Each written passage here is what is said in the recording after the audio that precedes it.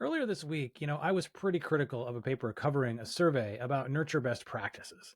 Now, the thing about criticism is that if you don't back it up with concrete ideas and plans for a solution, you just sound like a jerk. And concepts of plans, they don't count. So, to that end, today's video is going to cover a couple papers that my team has produced that I think and I hope that you're going to find more useful than the one earlier this week. All right. So the first one is titled The Definitive Guide to B2B Lead Nurturing, and it's right here. So I realize, that's a pretty bold title, but aside from that, it really opens with by offering a definition of nurture that I like a lot better than simply get more conversions, which we want, of course, but I don't know, it just sounds so crass. Okay, so here goes. All right, it's actually down here. So let me just pull it out. Right. So lead nurturing refers to a long-term marketing strategy that seeks to foster trust and relationships with prospects to present a brand as a potential solution provider.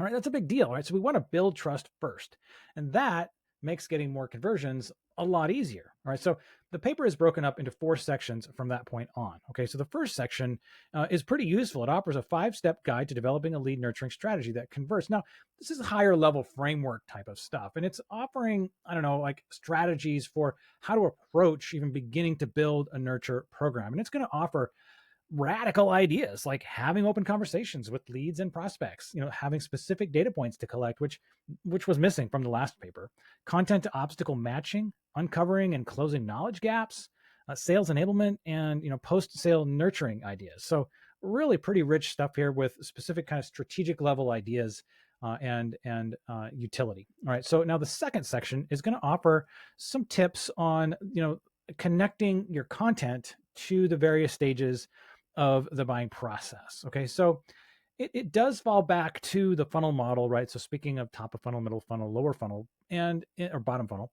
And so just to give us some fluidity here, that the idea is more along the lines of having content that more or less will sync with wherever a buyer happens to be in their experience and with their expectations of your brand. Okay. And it offers some ideas on how to do that matching here, kind of on a at a higher level. All right, so the third section actually is a 6-month lead nurturing playbook. So it lays out some specific goals and then action steps as you have a longer term implementation of a nurture program. All right, now the fourth section here is pretty succinct. It's kind of more along the lines of best practices. And these really aren't groundbreaking ideas, but they're not wrong. I see this as more of a reminder in the framework of, or in the place of sort of an overall contextual view. But they're they're not going to be useful as a standalone, but they make sense. They make sense here.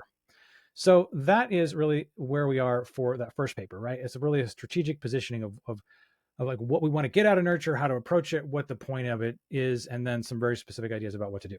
So the next paper is titled Nurture Campaigns, Insights, and Sample Sequences. Okay, now this one is tactical. Okay, so there are specific recommendations in this paper that are laid out in terms of like, hey, here's what you do, here's how long you run them, here's how you do the spacing, here's very specific notions of what kinds of text to use, like how to make it fly. Okay, and then it goes on. The body of the paper offers 7 different sample sequences that are separated by industry. So we've got digital transformation, IT and ERP, cloud network connectivity, game marketing, manufacturing and utilities, and financial services, HR, recruiting. Okay, so multiple different industries that, if you don't have an exact match, could be repurposed for for your needs. Now, these are going to also include, in addition to actual touch point ideas, they're going to give you A/B subject splits, as well as some text with CTA variations, so calls to action.